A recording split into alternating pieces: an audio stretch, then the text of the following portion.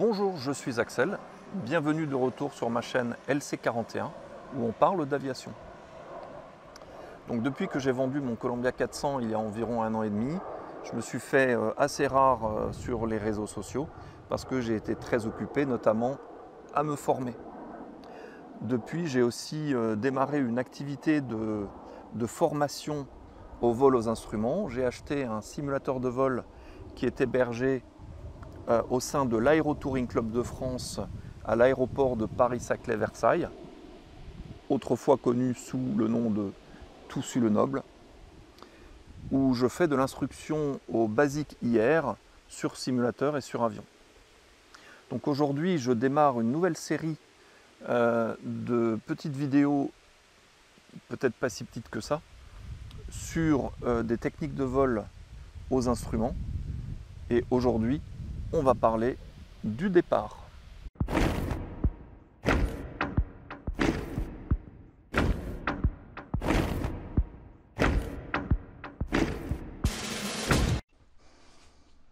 Alors, avant notre séance de simulateur, on va déjà faire un petit briefing afin de savoir exactement le contenu de l'exercice ou des exercices que nous allons faire. Et comme il s'agit de vol aux instruments, on ne peut pas faire l'impasse sur ce que l'on appelle les préaffichages. Donc les préaffichages, ce sont des repères pour mettre l'avion dans un certain état. Par exemple, quels sont les repères pour faire une montée au taux max, donc à la VY, à 90 nœuds. Dans le cas présent, si nous sommes en lice, on va mettre plein gaz, on va prendre 5 degrés d'assiette et on va aller rechercher les 90 nœuds. Ça, ce sont nos préaffichages pour une montée au taux max. Et encore une fois, ces préaffichages ils sont importants parce que ça va nous éviter d'aller tâtonner pour trouver la bonne assiette afin d'atteindre la VY. Donc plutôt que de tâtonner, on va prendre directement les préaffichages. Et puis, bien entendu, on va vérifier que les préaffichages nous donnent bien la performance attendue. Et ensuite, si ce n'est pas le cas, ben on va corriger. S'il fait très chaud, par exemple, l'assiette en montée va être inférieure à lorsqu'il fait froid. Donc ça, c'est quelque chose à garder en tête, surtout en été. Donc voyons un peu nos repères pour cet avion.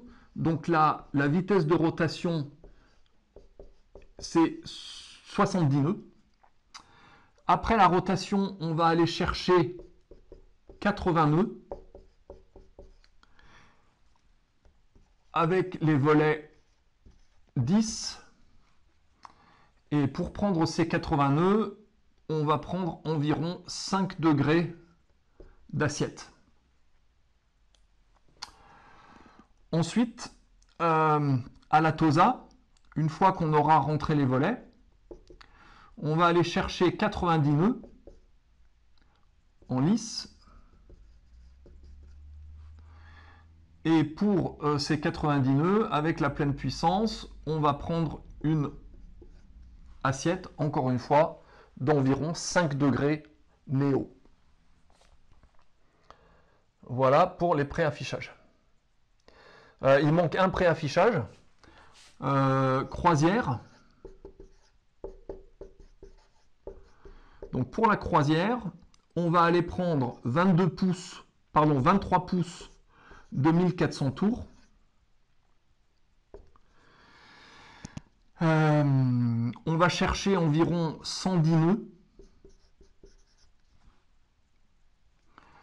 Et on aura une assiette d'1 degré néo. Donc 1 degré néo, ça veut dire que en fait, sur notre horizon, il y a une sorte de petite boule au centre, comme ça. Et on a une maquette, une sorte de pointe. Et donc l'assiette recherchée, c'est que la pointe de la maquette vienne effleurer le bord de la petite boule qui est au centre de l'horizon. Ok. Comme dans la réalité, en fait, on va aussi avoir un peu de vent. Donc le QFU de notre piste, ça va être 0,43. Le vent, il va venir du 360 pour 15 nœuds. Et il est attendu que nous fassions notre montée dans l'axe de piste. Il va donc falloir aller corriger la dérive afin de rester dans l'axe de piste pendant la montée. Donc, nous allons calculer cette correction de dérive. Donc, on calcule le grand X. Le grand X, c'est égal au facteur de base multiplié par la vitesse du vent. Le facteur de base à 80 nœuds, c'est 0,7. La vitesse du vent, c'est 15 nœuds. Et donc, le grand X est égal, disons, à 10. Alors, comme le vent va venir de 45 degrés gauche, il va falloir prendre uniquement une partie de la correction totale. Cette correction va donc être, alors comme ça vient de 45 degrés gauche, on va appliquer un facteur de 0,7 au grand X. Donc 0,7 multiplié par 10, ça fait 7. Donc on va prendre 7 degrés de correction de dérive vers la gauche. Étant donné que le QFU est 0,43, on va donc prendre un cap égal à 0,43 moins 7, donc 0,36. Donc maintenant, parlons de la manière dont on va effectuer ce décollage. On va commencer en bout de piste avec plein gaz. Sur les freins, on va vérifier qu'on a bien les paramètres. Donc les paramètres, qu'est-ce que c'est? Alors ça, c'est important. Ce que les paramètres, c'est, on a bien la PA. Donc la PA, elle va varier un peu avec... En moteur atmosphérique, elle va varier un peu avec la pression au sol. Mais disons qu'on s'attend à avoir une PA environ à 28 pouces. Ensuite, on va vérifier qu'on a bien les tours. Donc, la redline, je ne me rappelle plus combien c'est, si c'est 2600 ou 2700. Mais en tout cas, c'est redline.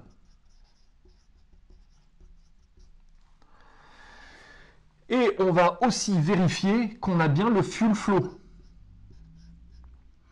Donc le fuel flow qui est recherché, c'est supérieur à 16 gallons par heure. Si nous n'avons pas ces trois paramètres-là, c'est que le moteur ne développe pas sa puissance maximale, sa puissance nominale. Et du coup, il va falloir rejeter le décollage. Donc une fois qu'on s'est satisfait qu'on a ces paramètres, qu'on a la pression d'huile et qu'on a les températures dans le verre, on lâche les freins, on vérifie que l'accélération est correcte, et une fois qu'on atteint la vitesse de rotation, on va tirer sur le manche. Alors bien entendu, pendant le roulage, on aura un peu d'aileron à gauche, parce que le vent vient de gauche, donc on garde un peu d'aileron à gauche, voire même quand on débute son roulage, le manche il peut être entièrement à gauche, et ensuite on réduit le gauchissement au fur et à mesure où la vitesse augmente. Une fois que les roues quittent le sol, on va aller chercher notre compensation de dérive. Donc on va tourner à gauche pour aller se mettre sur la pinule au cap 0,36. Ensuite, on va regarder le vario, on va vérifier qu'il est positif. Et on va aussi vérifier que l'altimètre est en augmentation. Et lorsque on confirme qu'on est bien en montée, à ce moment-là, on va rentrer le train et on va compenser l'avion pour 80 nœuds qu'on va maintenir jusqu'à ce qu'on appelle la TOSA. Donc on va être en montée.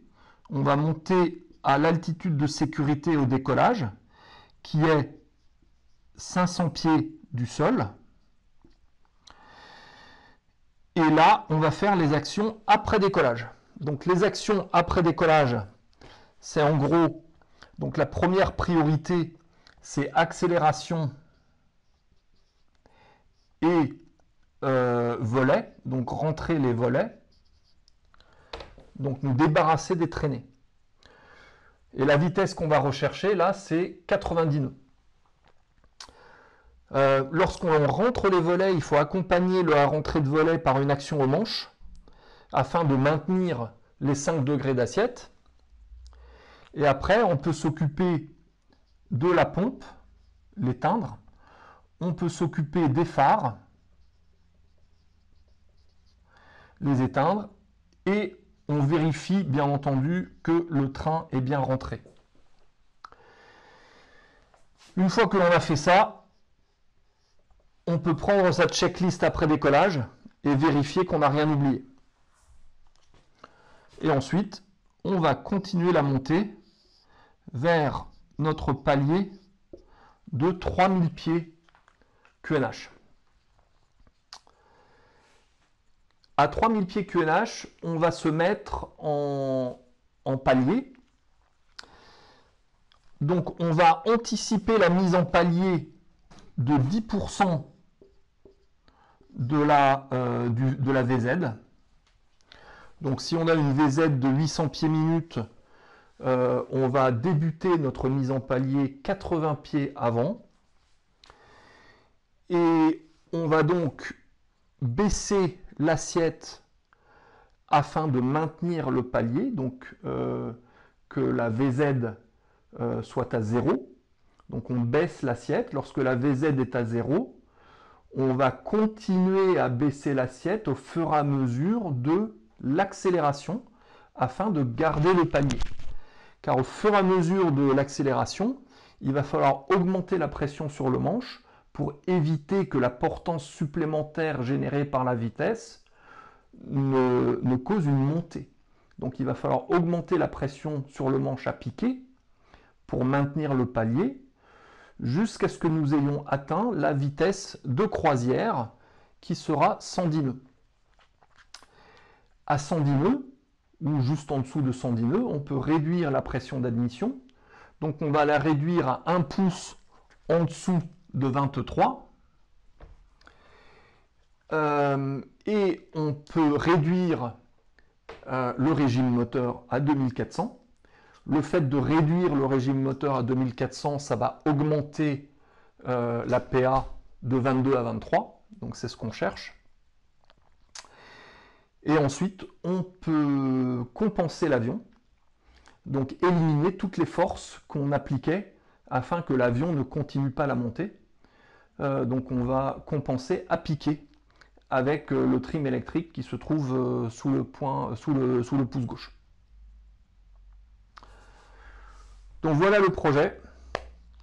Je vous propose d'aller au simulateur.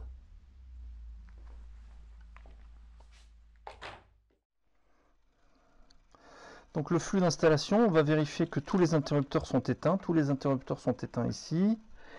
Que le train est sur sortie. Que les manettes de gaz sont fermées. Que la mixture est sur idle cutoff. Et que l'hélice est sur plein petit pas. Toutes les radios sont éteintes. Donc maintenant, on va pouvoir faire la mise en route. Alors, pour la mise en route, on va mettre le battery master. On va allumer les magnétos. La pompe est déjà allumée. On va pouvoir faire une injection. Bon, on devrait voir du fuel flow, mais là, pour le coup, on n'en voit pas. On coupe la mixture, on avance un peu la pression d'admission. On garde les pieds sur les freins. On tourne le moteur au démarreur. Voilà, le moteur allume. On avance la mixture. Et on va rechercher à peu près 1000 pieds, 1000 tours. On a la pression d'huile. On allume les alternateurs, il n'y a plus le voyant d'alerte et il y a une charge positive. On peut couper la pompe et on peut allumer le Radiomaster et le GPS.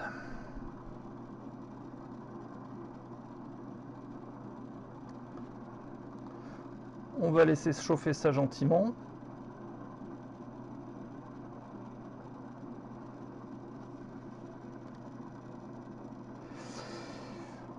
Donc la base de données, elle est toujours en cours de validité. Là, le CDI, il est moitié gauche, le VDI, il est moitié vers le haut, le course, il est vers le nord, la pinule est sur le nord, et le RMI est sur 135.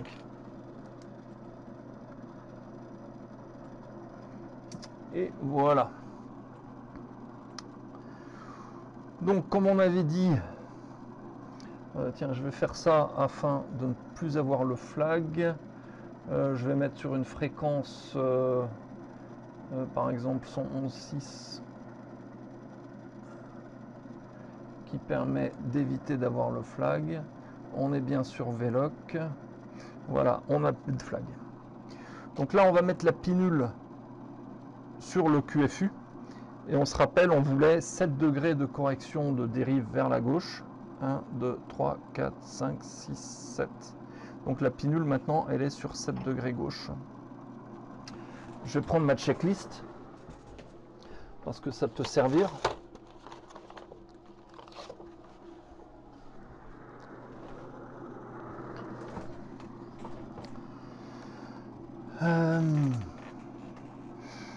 Bon, sinon, on va juste faire un départ omnidirectionnel dans l'axe avec une montée vers 3000 pieds. Donc, on n'a pas besoin de grand chose. Donc, on va se préparer pour le décollage. Donc, fuel pump on, landing light on, flaps 10. Pof, pof, pof, ça devrait être bon. Before takeoff, engine checks, flight instruments, alarms, flaps check, fuel pumps on, landing light on. Le briefing, donc on va accélérer sur la piste jusqu'à 70 nœuds. À 70 nœuds, on va faire la rotation à 5 degrés d'assiette. Et dès que les roues ont quitté le sol, on va tourner à gauche de 7 degrés pour aller récupérer la pinule et compenser pour le vent, rester dans l'axe. Donc ensuite, on va chercher 80 nœuds. Dès qu'on a le vario positif, on rentre et confirmé par l'alti, on rentre le train. On continue la montée à 80 nœuds. À la Tosa, 800 pieds, on va rentrer les volets, couper le phare, couper la pompe et poursuivre la montée à 80 nœuds avec pleine puissance. Et à 3000 pieds, ben, on va se mettre en palier. Allez, décollage.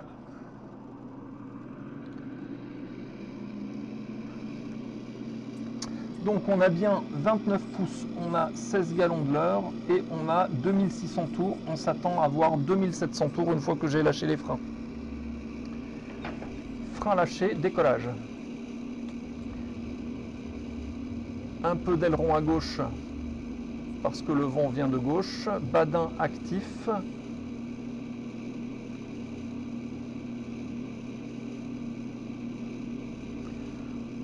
On a 65 nœuds, 70 nœuds, rotation. Transition aux instruments. 5 degrés d'assiette. Je vais aller prendre la pinule.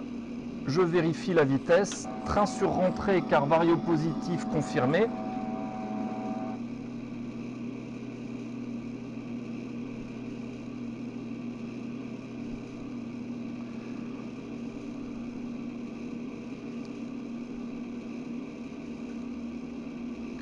Donc la vitesse est un peu supérieure à 80 nœuds, donc on peut prendre un peu plus d'assiette.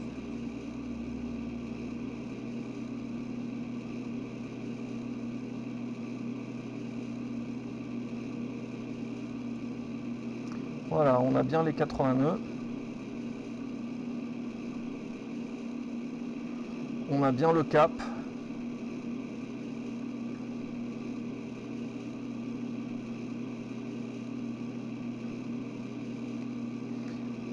« 800 pieds. Petite accélération.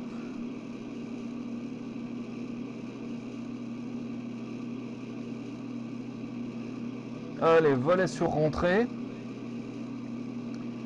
On maintient l'assiette.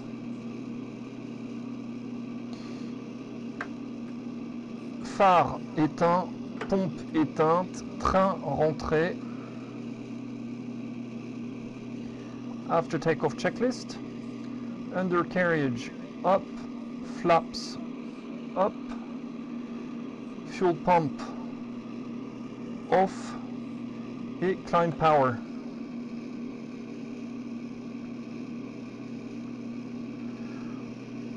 Donc là, on est bien sur la pinule. Donc comme on a accéléré un peu, on peut réduire un tout petit peu la correction de dérive. Il faut compenser. Donc là, si on regarde le GPS, on est au 0,47 pour le cap, alors qu'on s'attendait à être au 0,43.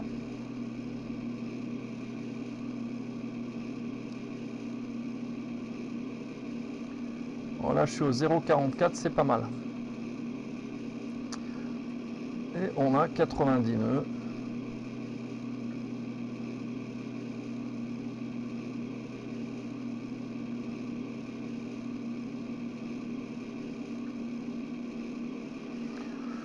Donc on voit que l'horizon artificiel, en fait, les mouvements de l'horizon artificiel sont quand même pas très perceptibles.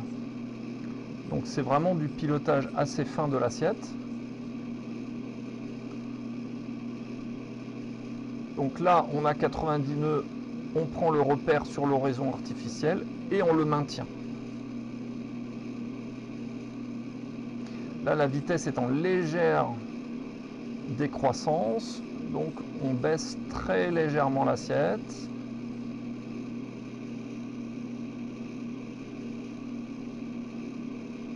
Allez, on baisse encore un peu.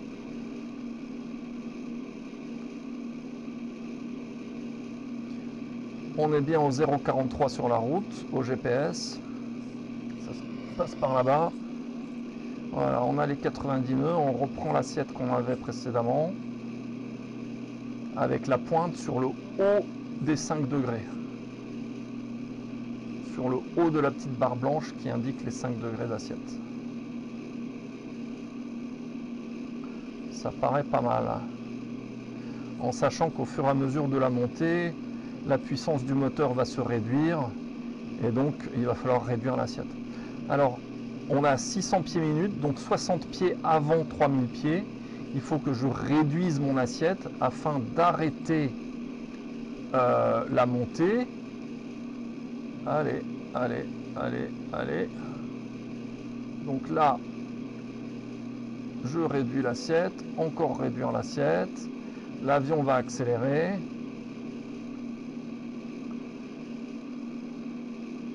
On a 100 nœuds.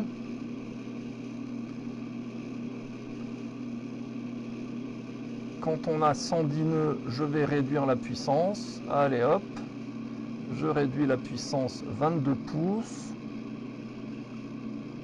Et je vais réduire le régime.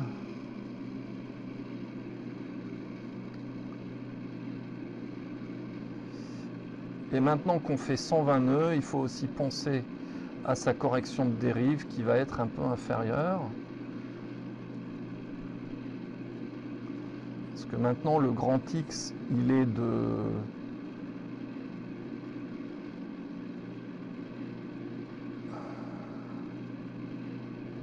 Voilà.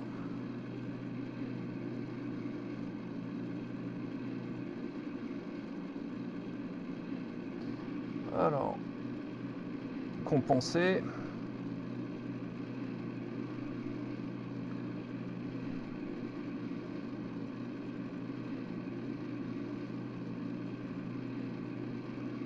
Le vario est à 0, l'altitude est bonne, on a 110 nœuds,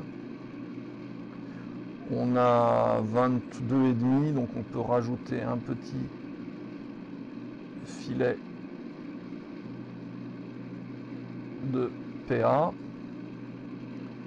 On a 2400 tours, je vais peaufiner ça pour avoir exactement 2400 tours. Et voilà, on y est. Alors maintenant qu'on est en palier, on peut aussi mixturer. Donc je vais essayer de trouver le pic que j'étais. Voilà, le pic que j'étais, il est à peu près là.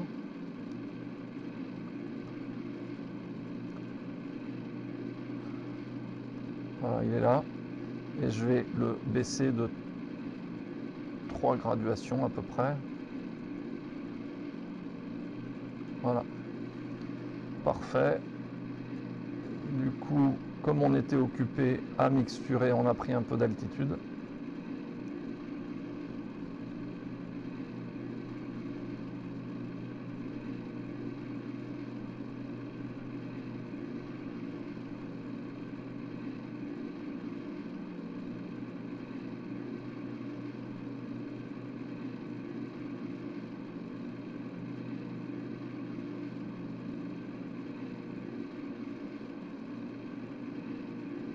Et voilà, on lâche les commandes.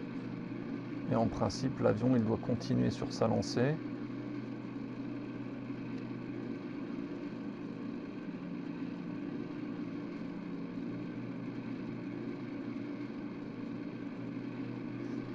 Je vais mettre un peu de rudder trim à droite.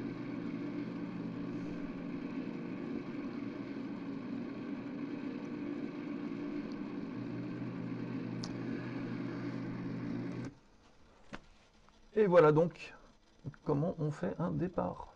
Si par la suite vous êtes intéressé par le Basic Air ou vous avez des questions sur les formations de vol aux instruments, n'hésitez pas à me contacter. Je vous mets mon adresse email ci-après. Vous pouvez aussi me contacter par YouTube. Allez, bon vol et à bientôt.